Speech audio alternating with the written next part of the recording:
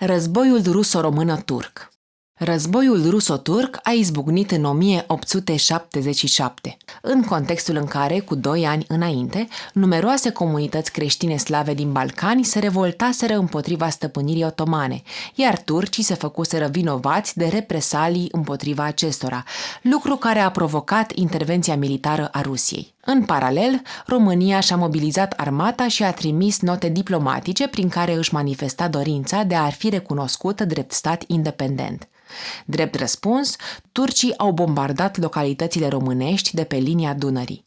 Prin urmare, în ziua de 9 mai 1877, ministrul de externe Mihail Cogălnicianu a proclamat independența României în adunarea deputaților. Întrucât inițial campania rusă în Balcani nu a avut succesul scontat, Marele Duce Nicolae, comandantul trupelor imperiale, i-a cerut ajutor domnitorului Carol I al României. Trupele ruso-române comandate de domnitorul Carol i-au învins pe otomani în luptele de la Grivița, Plevna și Smârdan, iar turcii au cerut pacea.